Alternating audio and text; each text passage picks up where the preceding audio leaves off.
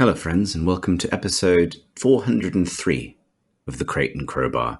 It is the 16th of August, 2022, which is a kind of satisfying series of numbers. My name is Chris Thurston, and joining me tonight is Marsh Davis. Hello. Hello, my quivering friend. Got a little vibrato in the voice there. I enjoyed that. Thank you. Please. I'm sort of easing into this. It's very warm this evening. I know that's not going to be news for anyone listening to this in the United Kingdom, but it's muggy. It's very, very muggy. I'm feeling it. I don't know about you. You're obviously not fine in the United here. Kingdom. Oh, good. Aircon, you know. Oh, yeah. I think it doesn't help that I'm sitting on top of a PC that just loves to be a little radiator. So there's an element of that. I'm not sitting on top of it. I do realize that's pretty much exactly what I just said. But I lied. Good. I'm glad we got that out of the way. What we're going to talk about, Marsh, we're going to talk about some games that we've been playing, and then we might resurrect some questions for a little bit. And that's principally because we had a look at the news, and as often happened recently, went, oh, and that was that. So, would you like to kick us off by telling me, and indeed everyone else, what you've been playing? I can do, Chris. Thank I've been playing a couple of games, but I've been playing Call BBS, which was previously discussed on the podcast as the swan song from Zachtronics, the very final game of that studio, but possibly not the people who made it. It is, in fact, a number of different games, all packaged together as though they were like this pirated games of yesteryear for like a fictional computing device. I think it's called something like a Z5 Power Lance or something like that. Which is a very good name. Anyway, so you start the game and it sort of boots up this console, and then you can dial into this BBS service and you download the games. And as you play these little kind of just desktop games, basically, you get little snippets of info about the games and the fictional scene from which they emerged. And these appear in like the guise of personal messages from, I think, the guy who lent you the console. I can't quite remember, but which is like a nice enough framing device. Yeah. Does it go anywhere? Not so far. Does it speak to me personally? No, not at all. I think someone like Alex, you know, who's always like fiddling. He's always with playing with little his Mister. Yeah. Yeah, we got him. We both got him. We both we both yanked on the Mister at the same time from different directions. I think he would probably find more to identify with, or I think, you know, maybe if you're like into the import game scene at a certain time, right, this would maybe have more resonance to you. But that's not me. I don't hate it in any way, but it just like hasn't gripped me in the way that Alex likes to grip his Mister so vigorously. Yeah. Do you think that's an age thing? No. His desperation to kind of breathe life into his Mister, you mean? Of course not. What I mean is that, do you think a certain affection for for this sort of thing is generational anyway? Because I don't think it is. I think it's more about which parts of the hobby you invest in. Mostly, I did want to make the wanking joke. Yeah, I don't think it is. I mean, I was sadly, increasingly, sadly, of the right age to be interested in this kind of stuff. But I never was. I just don't like putting in the effort, basically, is the answer. Which also leads me into the second point, which is that admittedly, I'm not much of a hardcore Zachtronics devotee either, because they all require a lot of effort. He's the kind of the gang, the Zachtronics gang, are well known for their puzzle games, although they've branched out into other genres. But they kind of specialize in a particular sort of scale of puzzle design. And I mean, I'm really into puzzle games generally, but like just there's something about the kind of Zachtronics games where you're essentially building self automatons, you know, these machines essentially, which you clip together to get a particular outcome, and like you need to dig down through like layers and layers of nested consequences. I just sort of tap out.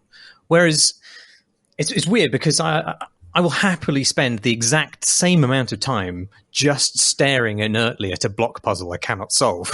So I don't really know what the difference is, why I enjoy one form over the other, but there it is. Is it maybe about the kind of the analog nature of the solutions in a lot of Zachtronics games? Like you can just be simply correct about the solution to a block puzzle, for example.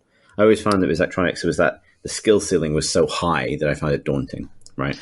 Yeah, I suppose it is. It is about the kind of the maximization of your level of success, which after a certain point, I just don't care about.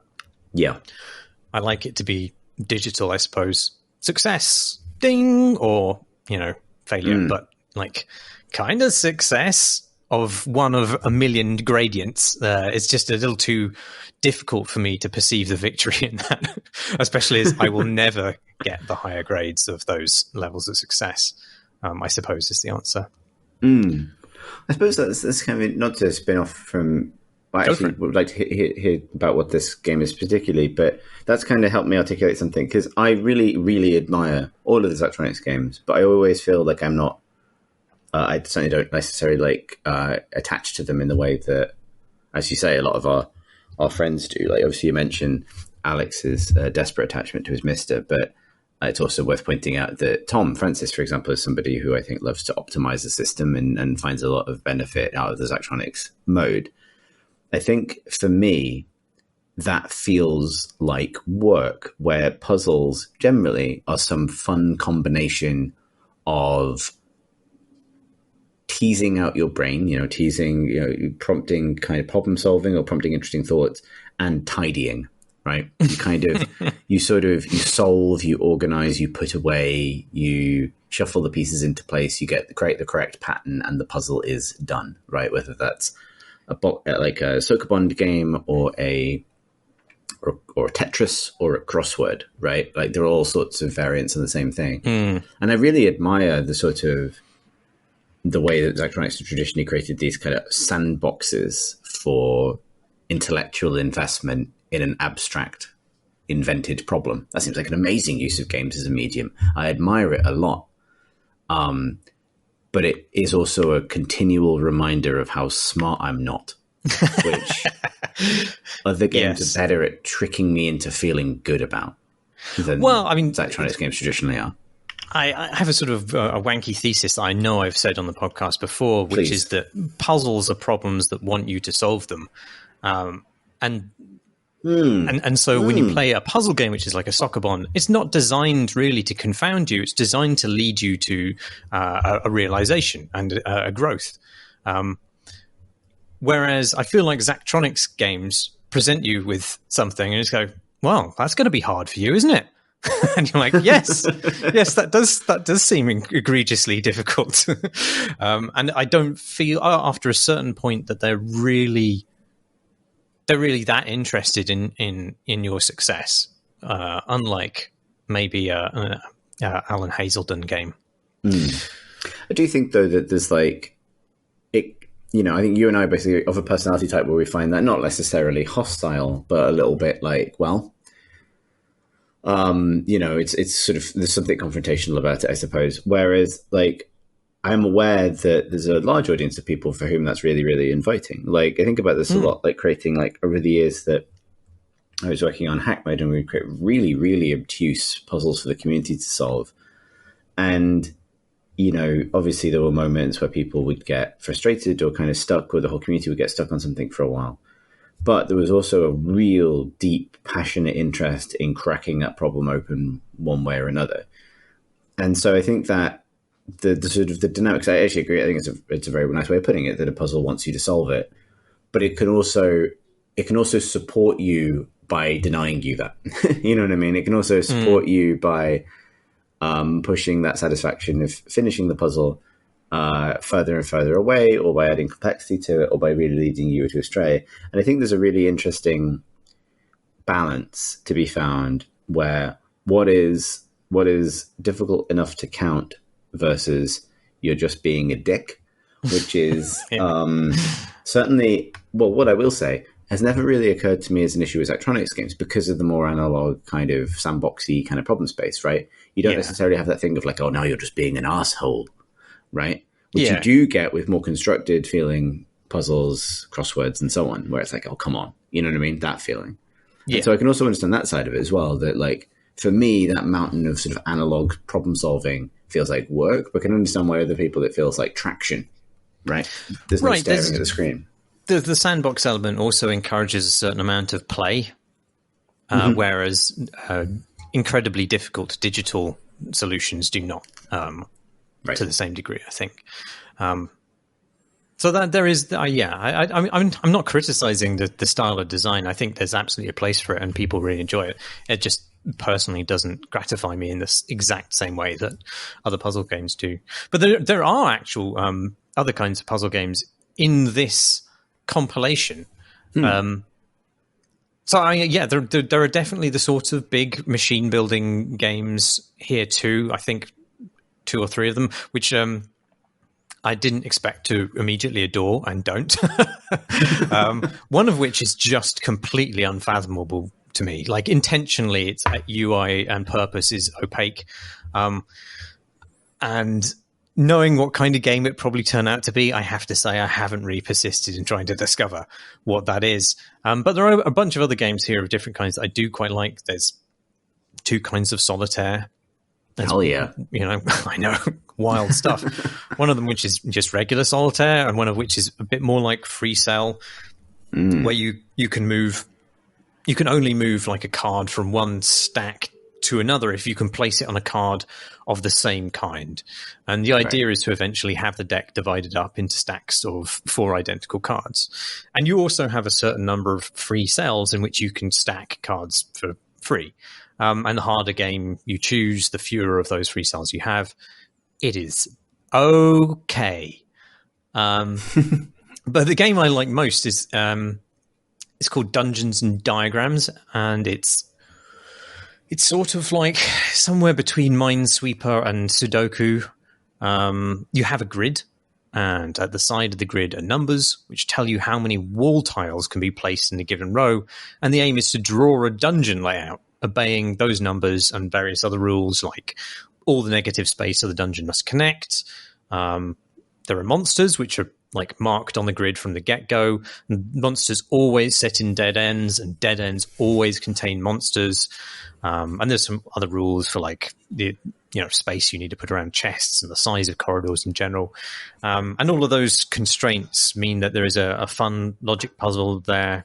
But it sort of it feels very small. It's a very little game. It doesn't really expand beyond those rules at all. It doesn't add new rules as it goes along or subverts it, which would be my expectation of like a puzzle game being released today. But this is sort of like a parody of the kind and scale of desktop games you got in the 90s. Right. And it is it sort of just sets its ambitions there and stops, which is fine. But I also found it slightly unsatisfactory after a period of time. And I'm like, initially I was 100% sure that some of the puzzles have multiple solutions, but only one of those solutions is acknowledged as the right answer in the game. But then as time has gone on, my level of certainty in myself has plummeted. And unfortunately, I can't remember which levels I thought did that, so I can't go back and check. But maybe that's the case. I don't know. There's also a Puzzle Bobble sort of game, which I don't particularly care for. But I don't know. Overall, it feels a bit like Zachtronics were obliged to make one last game under a contract, and they sort of pulled out a bunch of ideas they'd half made, then polished them up to a minimum, created a sort of narrative framing device to make it feel more cohesive, and just put it out there. Which, if that is the circumstances of the game, I do not begrudge at all. I think a sort of like, to use one of Graham Smith's banned words, a smorgasbord approach is pretty cool. Little tastes of a bunch of different quite games, but I have to say it didn't quite satisfy me. Though I think if I was super into the big meaty mechanical games, then I would have got tons more out of it. Right. Is just so that I can picture it right, so it's presented as a collection, is the accessing of individual games part of the puzzle, or is it like they're discrete, they're just games? They're just games you dial up using a fake dial-up interface, and then you download the games very, very slowly. Obviously, the games are already downloaded. So after the first time that happened, I was like, okay, yeah, I get it. We can skip this diegetic faff, but it doesn't skip it. You just have to download the games. There are 8 in total. Right. I don't think there are any hidden games. Well, the thing is, the thing is, it requires you to play the games to unlock more commentary about the games and the scene. If it does go full frog fractions at a point later on, I'm not going to know, because I'm just not going to play some of those games, which I don't particularly like. Right. So yeah, there is a potential that it is absolutely mind blowing. I have just never discovered that. Just don't open the door. Indeed. Yeah. What have you been playing, Chris? Well, I would like to talk about Cult of the Lamb, which I have been playing this week. I've been playing it on the Switch, and it seems like a great game for that. But I appreciate it's out on PC and most platforms as well.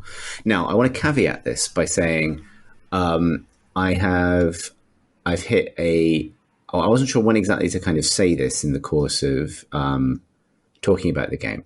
But today I hit a complete showstopper progress-stopping bug in the game, which means that I am now in a position where I need to either wait for a patch or start again. And when I talk about the kind of game that this is, you'll see why that's quite disheartening. And so I'm glad that I said that up front, partly because I think people should be aware this game's just come out as of last week, and sort of buzz around it. It's by Massive Monster, who I believe are an Australian developer, published by Devolver.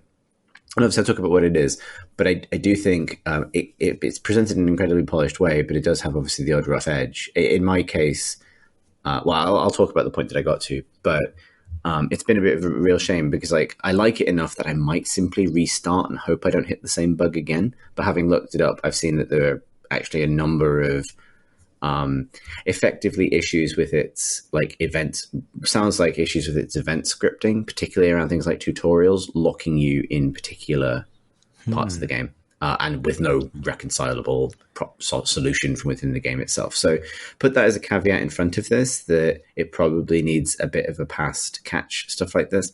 I'm not super heartbroken. I think it's a great game, and I think it's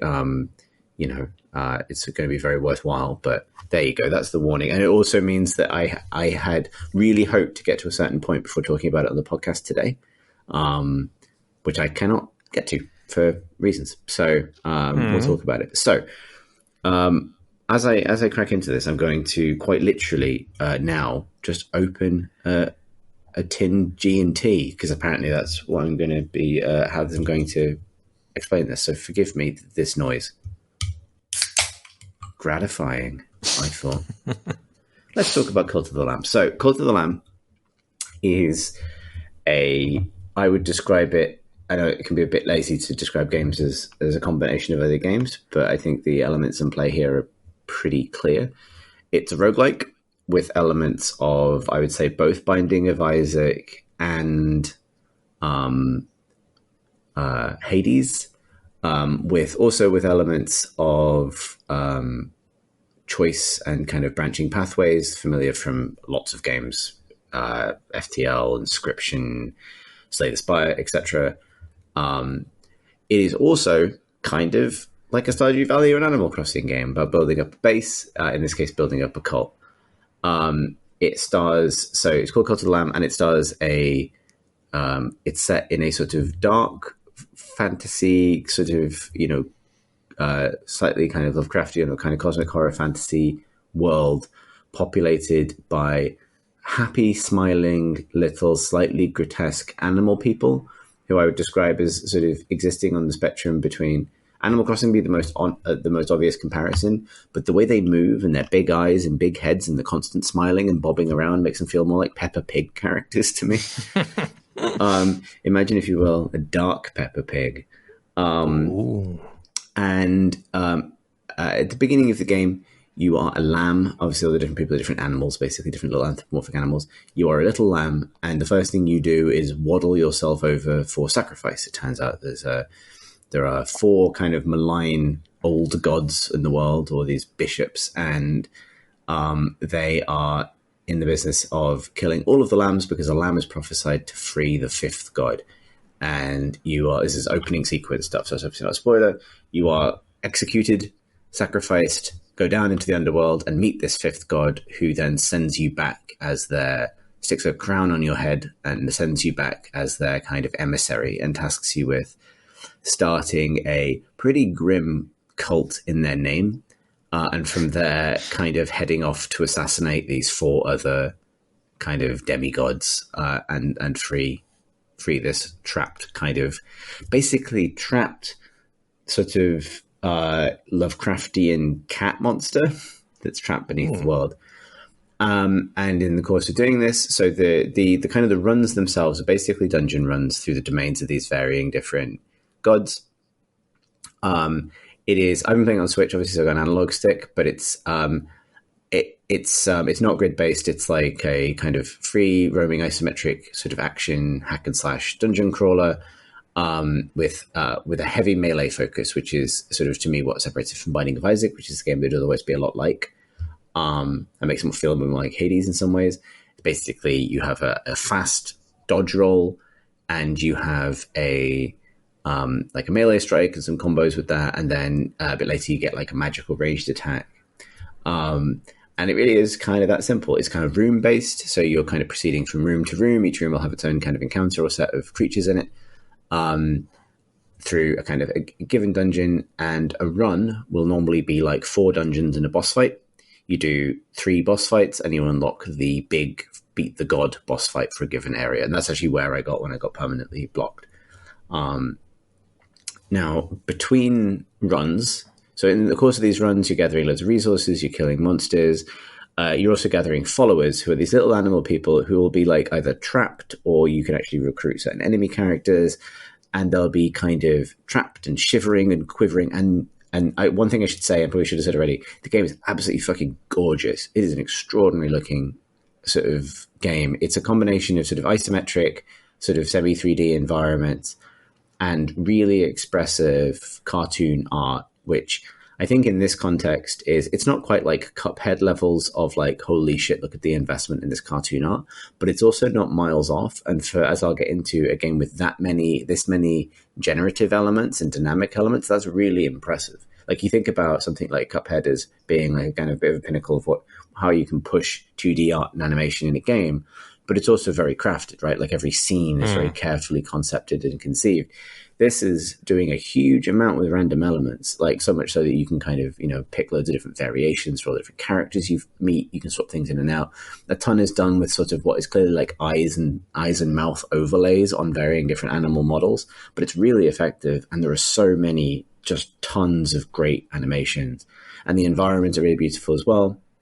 And it really doesn't look like anything else I could name, because it is so cute with its little smile. Everyone's smiling all the time, and everyone's really happy, and everyone's idle animation is this side to side bobbing head that I can't really talk about without doing. I don't know if that's coming across in the thing. and you're just sort of like hovering and bouncing and chatting away to each other. And then, but its actual like simulation of forming a cult is one of the most like amoral sets of things. Like, it really, like, honestly, like, if you were, if you were coming into this thinking like, well, maybe I can make the nice happy animal cult and do it. Nope, you can't. It's horrendous. Like, you're explicitly brainwashing these animals and making them work for you. And so a big part of the game is building up this. You go this big open kind of like weedy field when you start the game, and you build initially like a little shrine, a place to cook food. Eventually, you'll build like a temple where you can give sermons and things like that.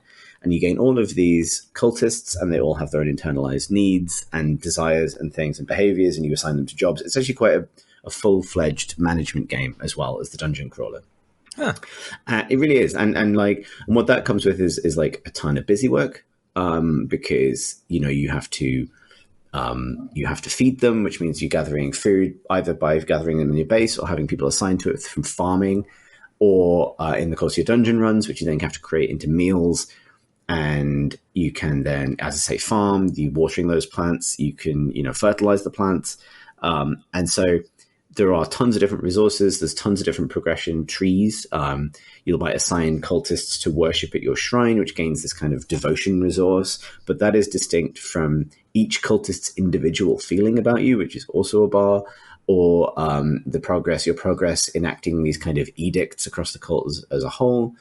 Your own personal progress, which is what makes the dungeon runs easier. And so the game, for its really kind of cute presentation, is probably one of the broadest progression-based roguelikes I've ever played, right? Like if you think about the legacy, I've done it now, the legacy of games like Rogue Legacy, right? Like where it's like, that sort of the thread beginning to build as roguelikes became more and more central to, games, basically.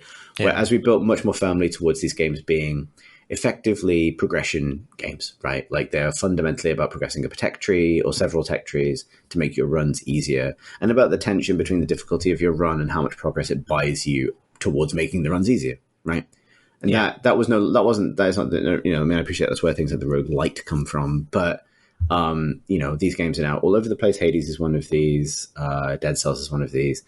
And this is because this bolts on such I think it's Animal Crossing, dark Animal Crossing in tone, but more like something like Stardew Valley or a farming game in terms of how much busy work there is. You're always doing stuff. So it uses that, the breadth of progression paths offered by a building game or a management game, and then funnels that into these quite tight and relatively feature-light dungeon runs. And where I have any criticism about the game initially, it is that those things seem slightly differently weighted in terms of balance. I.e., I think it is a shallower dungeon crawler action game than Hades is, for example. Right. Whereas it is a fairly robust to-do list building game, right? Where you're, and so what I would say is, I think primarily, like, if what you are looking for is an action game, I don't think this is actually the right choice in some ways. But if you really enjoy building games and are willing to kind of branch out into this action direction and are curious about the tone, I think it's great, right? It's like, but I think if you were an action player and didn't enjoy building, it would be a major blocker to you really enjoying this game. So there's a sort of a balance to be struck there. It's really rich though. There's tons of stuff in it and tons of really fun little moments. So, like there's a funny thing with like the kind of the grim nature of your domination over these people, even though you're just a happy little lamb, is one part of its tension, right? You're like this kind of like, you really are a fairly malign figure to your own cult, but also your little happy animal friends, they're so expressive and they'll get a bit sick and they'll get a bit poorly. And a lot of the time they'll just scurry off to the corner of the map and do a big shit. And once they've done this, you've got to go and clean up their shit or else they'll get sick. And so there's a sort of Tamagotchi level of like, there's this weird, there's like a counterpoint of like, someone telling you like, yes, I am devoted to you in all ways. Also, I've done a fucking huge dump. Please go find it. And which is very, very funny to me. It works. But also then you can get that poop is your fertilizer. But also, you can also cook the poop and make them eat it. It's okay. And occasionally, what's the effect of that? It makes them ill. Right. You don't want to do this. But right before it got broken for me, a cultist came up to me and went, because they'll follow you and they'll bounce up and down going like, hey, hey, hey, hey, hey, hey. And you talk to them. And it's like, obviously everyone's randomly named, but it was like, I think Fimril is a bit up himself and I'd like to play a practical joke on him. Will you feed him some shit for me? And your choices are lose a bunch of faith or yes. Oh my God. And so then like I found myself waiting for 3 different villagers to do a shit. So I had enough shit for the the shit pie I was going to make someone. It really is. It's like, it's not that prurient most of the time, but that sort of contrasted with the kind of worshipful language and the cosmic horror thing and the daft cartoon animals really does make it quite unique. Like, it really isn't like much else in that way. But there are elements of like sort of like grim management to it. Like, you can pass these edicts which are kind of either or. Like, for example, you can you have rituals which you have to desecrate the bones of your enemies in order to fuel. But a ritual could be we all dance around the big bonfire and everyone feels better. It could also be we all fast for 3 days, which can save on food things. Or it could be we'll have a feast, which makes something feel better. And a lot of these are kind of binary. And one of the choices you make quite early, or can make quite early, is do your cultists esteem sacrifice, or do they believe that glory awaits them or pleasure awaits them in the afterlife, which feels like a fairly fundamental cult tenet, given that, you know, you're building a death cult, basically. And if you choose afterlife, then cultists feel less bad about other cultists dying, because they can die. If you choose pro-sacrifice, then if you do choose to sacrifice your cultists, which you can, you get tons more out of it.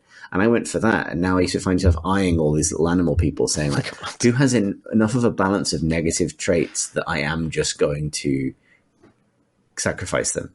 And these moments are really sold, right? Like, it's not just you press a button and the cultist vanishes and you get some points. All of your little happy smiling animals wander into the temple, and then they all put on hooded robes. Oh, no.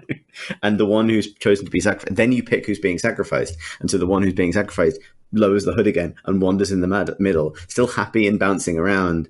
And then they die pretty gruesomely in a fairly cosmic way, which I won't spoil. But like, there is, it is really odd.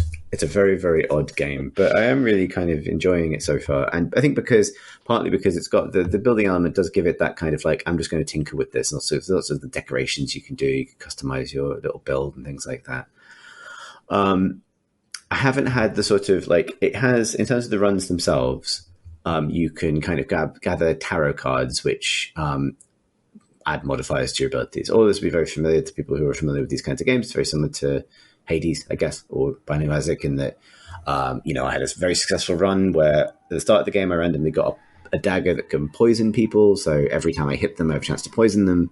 And I managed to find cards that meant that I definitely poison people whenever I hit them, which stacked with the previous thing. Like, if you played these games, you know what this arc is, right? Like, the run gains a character based on what you do, the amount of things you upgrade, add different things to the world. You will get attached to certain loadouts and try and seek them out. And at other times, you'll kind of discover the potential in things. Yeah. It's not the, you know, it is not the best of these games in that pure combat, but it's also not bad. And I think it's pretty simple and accessible. And like I say, it looks great. Also, the sound design is great. The music is great. It has the voices of the characters are not what you expect. It's kind of hard to describe. There's a slightly sort of like, there's a deliberate discordance between how kind of ominous everything sounds and how cute everything is. But it's a game it's a very finely managed set of discordant elements, right? This sort of like, because when occasionally you'll go back to the underworld dimension where your master resides, and when you zoom in close enough, the individual 2D characters have a kind of like paper-like quality to them. It's not obvious, but almost like animation cells or something like that. There's a kind of like there's a degree of that, and so I'm sort of quite kind of taken with it. I think it's a very coherent little achievement, despite its kind of the fact that a lot of its elements you can see where they've been derived from. I think the kind of the bringing together of it's really successful. Sounds great. I mean, I'm really into the particular blend that it's going for, because I find like, I like building games up to a certain point, and then I feel sort of like slightly itchy, like I want to be distracted.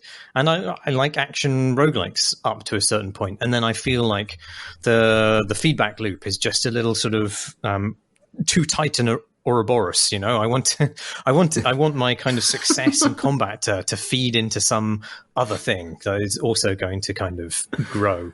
And so like the fact that these two things that I like, you know, 60% combined may make something which is much more than the sum of its parts for me. Or I may hate it. I hope so. Who knows? But I was really excited to play this. I'm slightly glad I held off now, actually, because I'd rather play it when the bugs are ironed out. So, I mean, I would recommend you could play it now. Like, I also, can I just say I love the phrase "a tight Ouroboros," like Ouroboros, like the notion of like, oh, that snake's too hungry.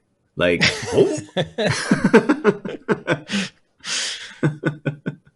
He's catching up with his own neck. Because they're all neck, aren't they, snakes, in a way? What the fuck was I talking about? I don't know. I don't think we're going to get a deeper observation than that. No. On this podcast.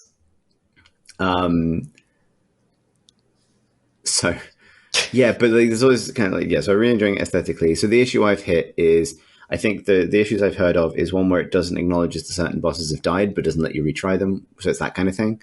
The other is, the one I've hit is, when it is teaching you how to do your kind of base camp building stuff, if you try and run through the big doorway that takes you to the dungeons, like a little fog gate appears and stops you, basically. Very basic thing, just means you're not allowed to do this until you've kind of, done the step-by-step stuff that we have, been telling you to do for the tutorial purposes.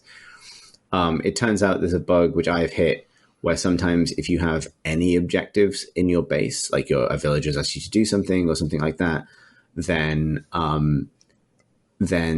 it can trigger that gate without actually it needing to. So I'm stuck in a position now where a villager wants me to to finish a quest, I need to do a ritual. But to do a ritual, I need bones, which you get from desecrating the bones of the enemies you kill. And I can't fight any enemies because it's not letting me through the fog gate. And initially I thought it was just a mistake. It's got like a day-night cycle and stuff as well, because of course it does.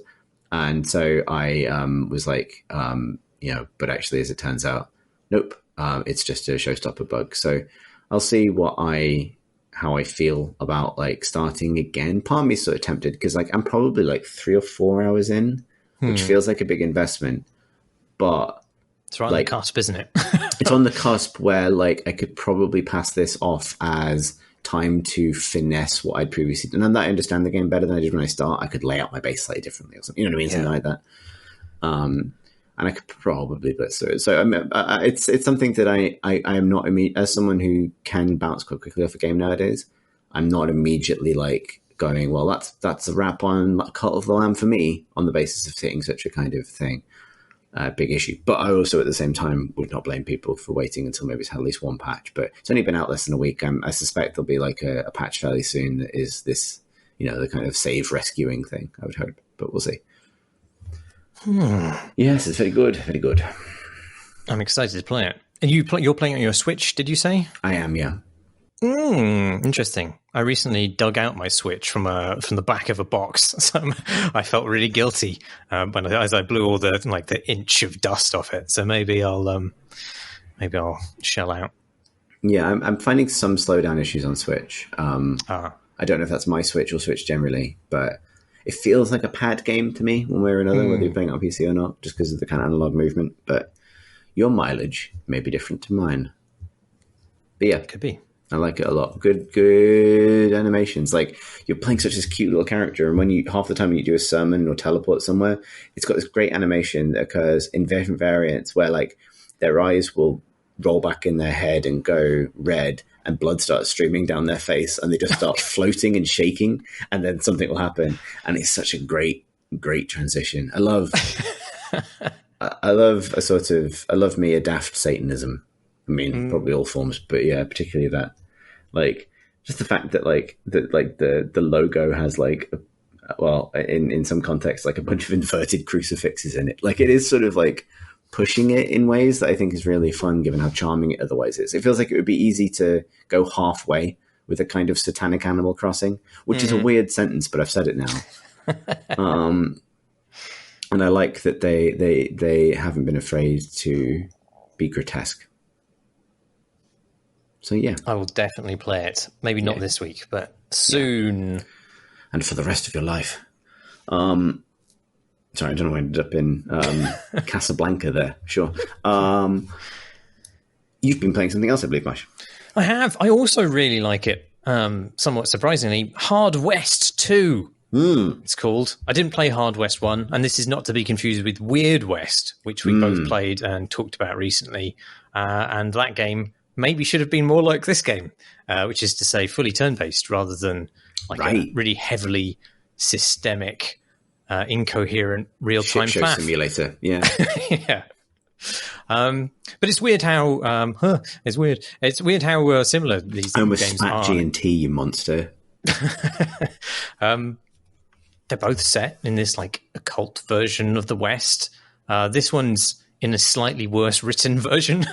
It features a bunch of outlaws who have their souls stolen during a card game with the devil. Then they have to get them back, I assume. I'm not that invested in the storyline. And that involves shooting a lot of people in turn-based tactical shenanigans. Delicious. But those turn-based tactical shenanigans are among the most fun of turn-based tactical shenanigans that I've sampled recently. And it just has a bunch of really kind of refreshing, incredibly bold, very asymmetric sort of powers and mechanisms in the game, which are probably not terribly well balanced, but it sort of doesn't matter because the kind of thrill of it is having these battles that can either go incredibly well or disastrously wrong. So for one thing, it borrows Gears Tactics gimmick of having have characters' action points completely refreshed when they make a kill. That means that you are just always incredibly aggressive rather than hunkering down behind boxes. And it means that you can take on enemies that are in much greater numbers, despite otherwise being quite comparably soft and squishy. Because if you play it right, you can like wipe out an entire battalion of enemies in a single turn by constantly refreshing your action points every time you kill one of them. So that's fun. There's also this idea of like transferable luck, so that every time you miss a shot or you get hit, your luck is sort of displaced to this numerical stack that you can then apply when you want to boost later shots, the chance to hit. But actually, the chance to hit is fairly simple. It's if you can see somebody, you can hit them. If they're in cover, then there's a chance that you'll miss, basically. But you can also, even though if they are in cover, you can ricochet bullets off things, which is actually more prescriptive than it sounds because there are only certain objects that can bounce bullets. But it means that you don't have to spend your AP, your action points repositioning just to dig a guy out of cover. So it speeds things up. You can just like bounce, something off a shop sign, and so it hits somebody that you couldn't otherwise see in the back. And you can actually bounce bullets off of a whole bunch of objects. You can like ding, ding, ding, ding, ding, ding, ding until it hits somebody, but the chance of a miss goes up with like every ricochet on that path. And it's not actually that consequential, I don't think, in the game, but it just there's something very fun and thematically right about that. The trick shot. Yeah. And then there are like these character specific skills which are just incredibly balmy. You have one character who just can magically exchange places with anybody she has line of sight on, which is potent. It means you can like be standing next to your mate. You can spot a couple of snipers in a tower. Snipers are like weaker than other enemies. Then you can exchange places with one, shoot the other through the back of the head, and then have your mate nobble the other one who's appeared just beside him. And then both of your characters regain full action points and they can carry on to have their turn. So you can see how like you can just chain these things until you get these kind of just steamrolling all the way through the map. And that's something really exciting and dynamic about that. But obviously if you fuck it up and you miscalculate something, then you've often left a character right in the midst of the enemy. And a good example of which is that there's this melee character who can do this charge attack, which delivers damage proportional to the distance that he's run. So there's a really fun positional bit of min-maxing going on there, where you kind of want to keep him just far enough away that he can still reach the enemies within his maximum, distance, but also keep them at that maximum distance so that he can then deliver the maximum damage to them. And sometimes you're so tempted by that mega damage, offered by a distant enemy, that you charge right at them across the map, right into the enemy's ranks, rather than, take somebody down who's closer to you and, more safe.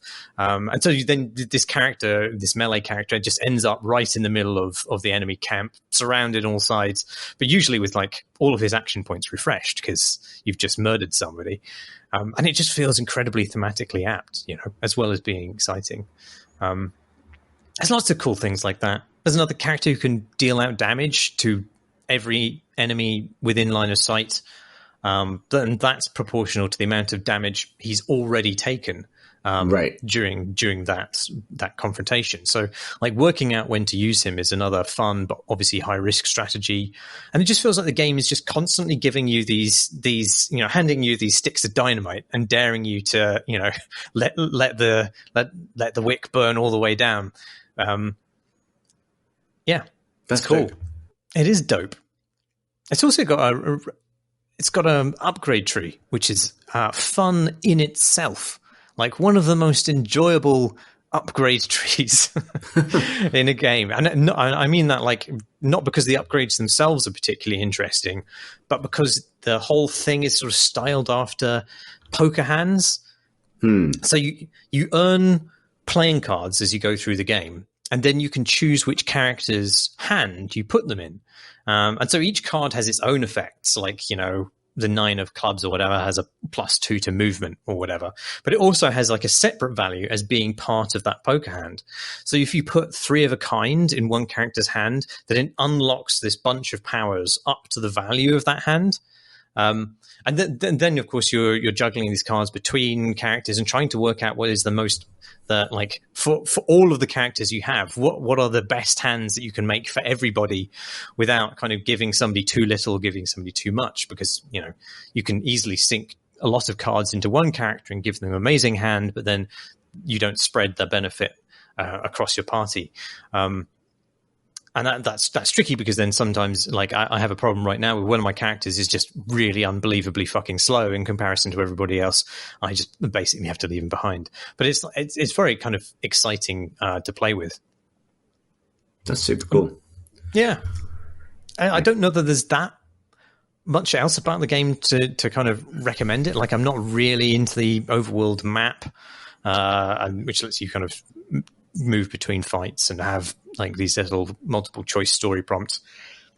And I'm not at all into the story of the characters, which just feel a little kind of cliche and hollow. But it's just a really kind of energetic tactics game with a bunch of ideas that just they break the mold, Chris. That's what they do.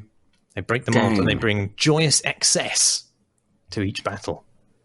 Wow, you could be writing the back of the box right now. At the very least, a quote. That came out recently, didn't it? Last couple of weeks ago. I think so. Yeah. I think it got. I can't remember where I saw it recommended, but I saw it recommended somewhere. That was a completely pointless anecdote. I mean, true. Yeah. Truth has its own value, I think, and so thank you for sharing it. Shall we take a dip back into the questions pot from, I think we should, episode 400. Yeah, there were a couple that we didn't get around to because it was running on quite long. We did have a discussion before this podcast about whether we've simply misremembered because of booze, whether we did in fact answer these. So, apologies if this is something we've actually literally already answered, but there's a question here from Kerry by the Sea, and they say, in idle moments, I sometimes daydream about a West Wing game, a walk and talk simulator where you stride about the halls of the White House, coming in and out of plots that would progress with or without you. Is there a fully nonsense license you'd like to see made into a game? I really feel like I've answered this before. But if we are having this sort of like, if we have all, because neither you and I have any memory of answering the question, really, if it turns out we have, I'd be fascinated to know if I'll say the same thing again, in some sort of memento scenario that we're now in with questions. But my answer to this is, as of recently, I really want either a Russian Doll, i.e. the Netflix show with Natasha Lyonne, Russian Doll point-and-click adventure game, or to transplant Natasha Lyonne's character from Russian Doll into all other point-and-click adventure games. I don't know if you've watched Russian Doll. I watched the first season, yes. Right. Then you'll know why this is a correct opinion. It is. That is a good idea. I think I want to play Natasha Lyonne's Monkey Island. Fit right into Day of the Tentacle. Yeah, well, I mean, the second season even has a little gag at the expense of like how much she channels Columbo in a particular direction. And so, yeah, I would 100% play the Russian Doll point and click adventure. I think that would be the right format for it as well. Ironically, in the first season of Russian Doll, her character, Russian Doll is just in case you haven't seen it, I'm trying to dance around spoilers. I really loved it. It is a hard going dark comedy, about, is it a spoiler to, if you really don't want to know anything about it, skip the next 30 seconds or 10 seconds, about a kind of Groundhog Day style time/death loop, basically. Much like the video game Deathloop. And I think it would make for an amazing puzzle game. Hilariously, though, I just realized in the show, and they sort of dropped this detail in the second season, Natasha Lyonne, who plays the main character, her character is a game developer. And is she? Yeah. Oh, I've completely erased that from my memory. She's a game designer, and the game she made, which was ostensibly very successful but also very difficult, is one of the more unconvincing examples of we've made this game up for the television I have seen. Both of its examples of this are there's a scene in it where she is like hungover and maybe still high and goes into work for a meeting, and the rest of like the game, the things that are unrealistic about it feel like having a large game development office in downtown Manhattan. Doesn't feel like something that really exists, but also. But the actual, like, the people present are all sort of, like, fairly believable as kind of parodies of game developers.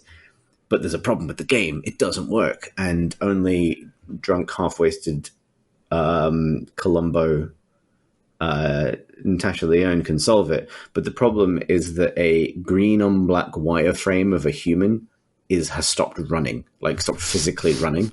And she, like, grabs the laptop of someone, types something, and the character starts just running again. And the game is fixed.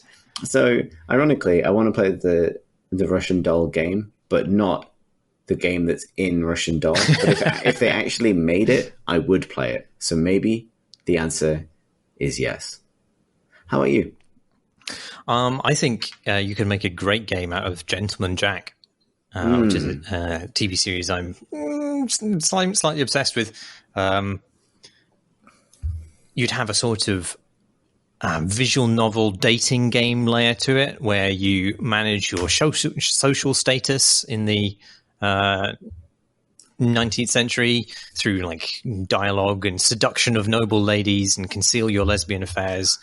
And then the meat of the game, Chris, would be a rich coal mining sim/management game, which weirdly, I don't think. Has that really been done? I mean, I feel like Dwarf Fortress has mines, and obviously Minecraft has mines, but I don't think you have like a physically modeled management game about mines, which are, if you've watched Gentleman Jack, a fascinating set of problems to deal with, because there'd be like real-time difficulties with underground water and, combustion and other physically modeled hazards. And you'd have to choose how and when to apply manpower and buy and expand your infrastructure and go and, vote for the Tories if you're a noble, or for the radical Whigs if you want to cause havoc and mayhem in the towns of the north of England. I think you can make something really good out of it. There is an evil pig farming plot line, though, which I would probably drop from the game. Don't need any of that. That's the feature creep. Yeah. I'm trying to think if there are any other licenses that I've almost said IP. Any other cool things I've encountered recently that I would adapt that don't stand up to it. But I went to see a very good adaptation of The Seagull, Chekhov's The Seagull in London. Oh, yeah. That would, I think, for a man obsessed with guns, Chekhov would be hard to adapt to games. Well, you'd only be able to fire once. Well, yeah. Well, how would you build gameplay around that? Like, just be a very long, meandering, interactive fiction novel, but you also are holding the BFG. I would actually play that. I would make that.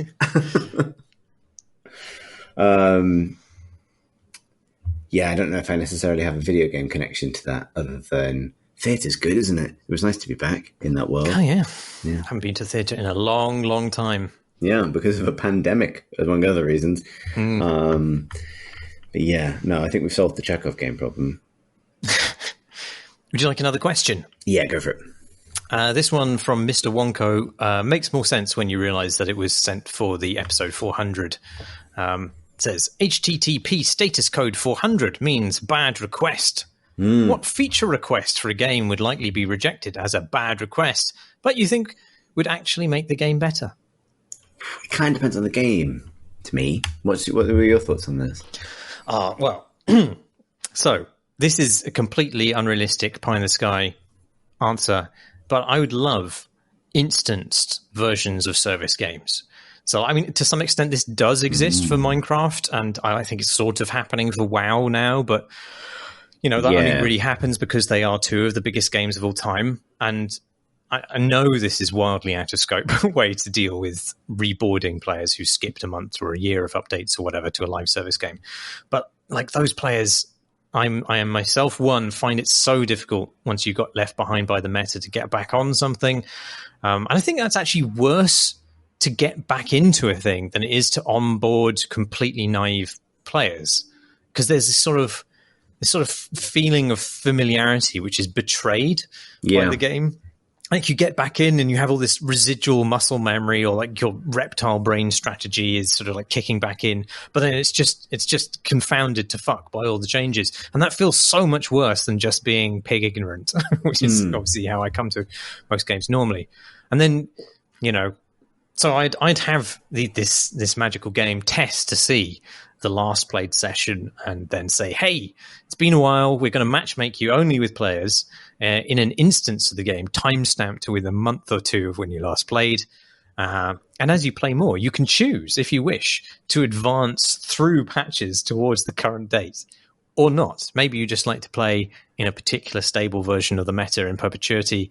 And yeah, I think that'd be great. I mean, there's obvious reasons why it doesn't happen, like because unless you have a truly vast player base, then you end up with unmanageably fragmented small matchmaking pools, and that would be a nightmare. And also because patches are released for a reason.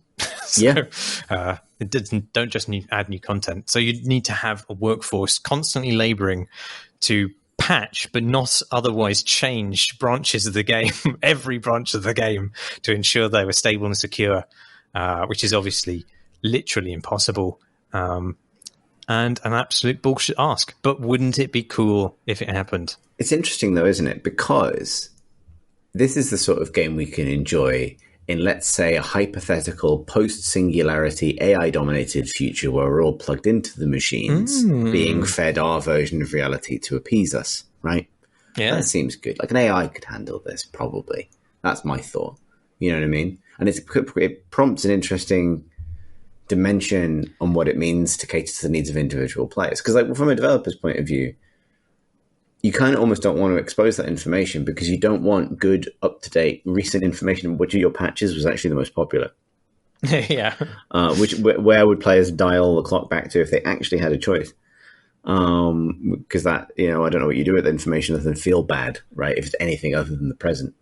So that would be a toxic dynamic. But in a setting where it's basically it enables like total solipsism, not to kind of wander back. Not to wander back to the Mister, but there's a sort of. I think it's an onanism rather than a solipsism, Chris. I think it can, if you try hard enough, be both. I'm the only being that exists. Look at me go.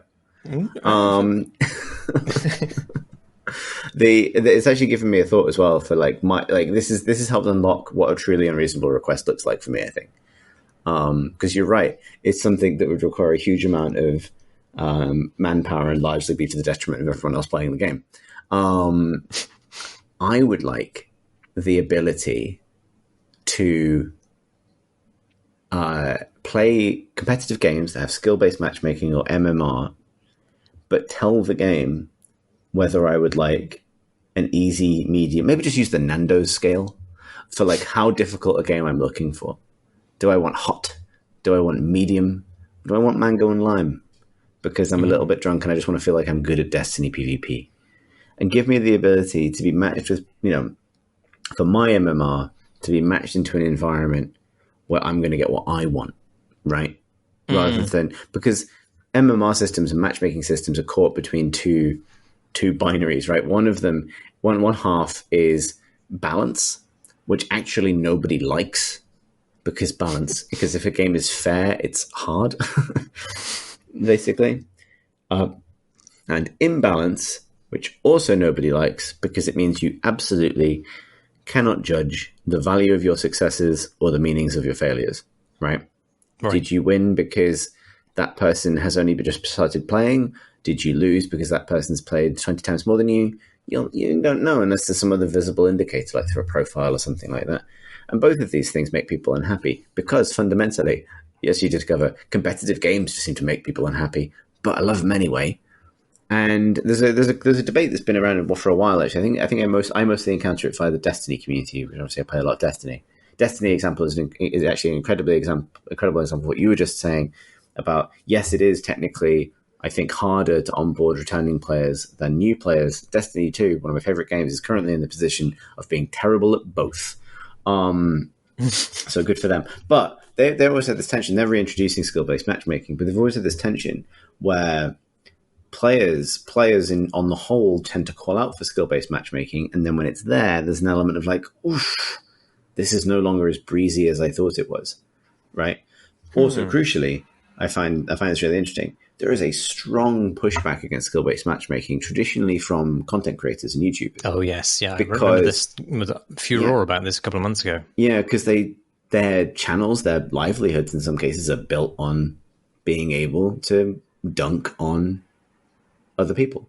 And if they were balanced against their actual skill, their videos get worse. And if their videos get worse, it actually materially affects them. And I find that really interesting. My completely unreasonable request for you to be able to pick how difficult a PvP match was going to be would solve this problem for them. It would, however, confront them with the challenge of, like, if they were streaming, their audience seeing them set the game to, like, just release me into a sandpit full of toddlers, please.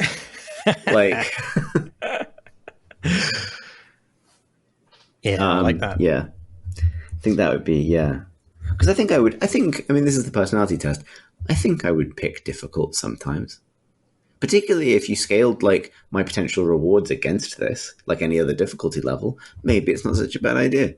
It's just impossible to implement because how the fuck do you balance the matchmaking pool when everyone's asking for something different, right? Yeah. Like, my ability to get matched into an easy game would depend on the existence of a population of players who are looking for a hard game who also happen to have a lower MMR than I do, for example.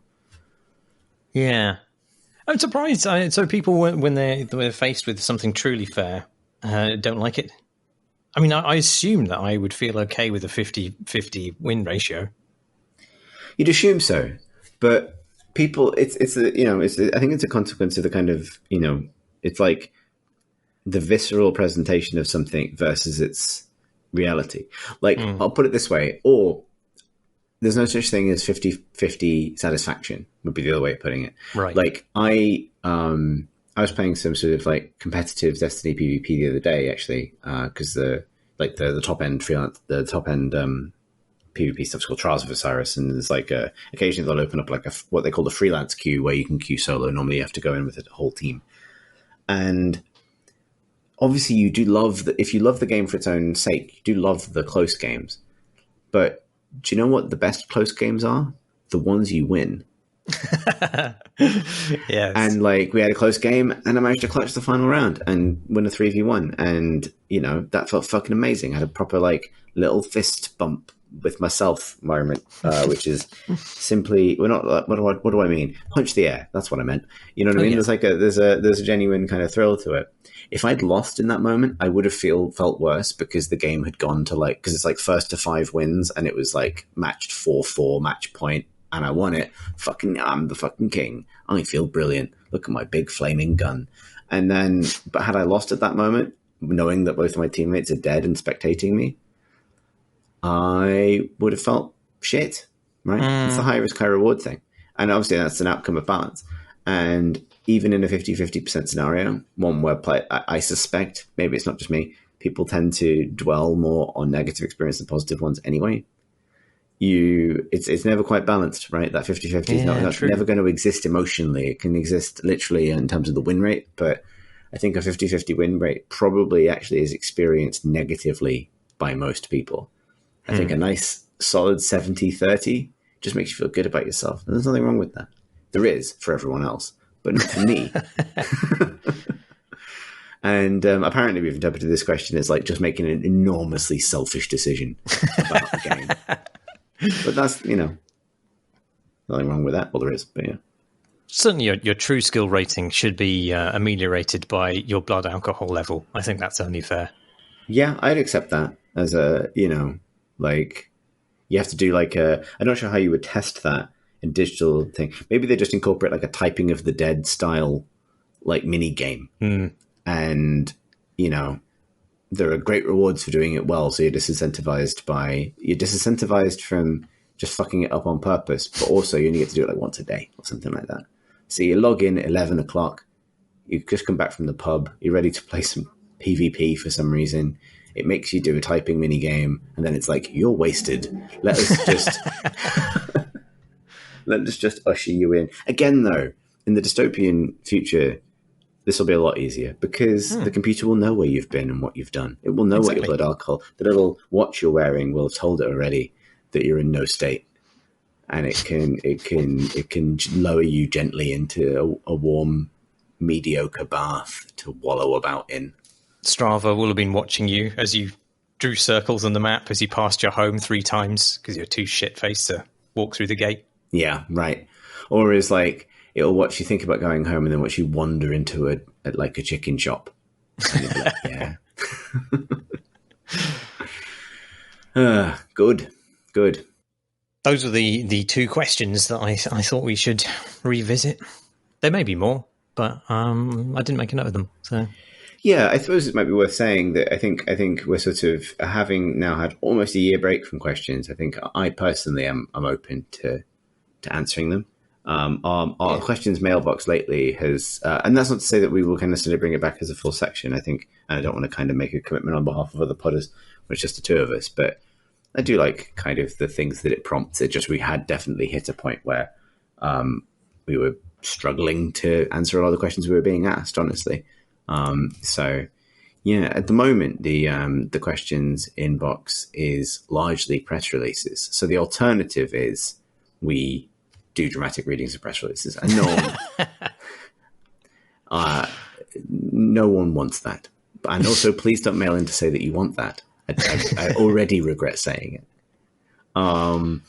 So yeah, I think that's all of the pod we have time for this evening, because it's just the 2 of us. If you'd like to send us a question, why not? Just email us, questions@crateandcrowbar.com. You can find more of these episodes on our website at crateandcrowbar.com. You can also find a link to our Discord community there, wherein these episodes are discussed. Many of them, if not all of them, indeed all of them, and more, end up on YouTube at youtube.com/crateandcrowbar. And thank you, as ever, to our Patreon supporters who support the Games Podcast, and that in turn supports things like the lock-ins. More information on the Patreon can be found at patreon.com/crate and crowbar. Oh, I feel like that went quite well. Yeah. Thanks. Let's fuck up the last bit. I've been Chris Thurston. I've been Marsh Davis. Ah.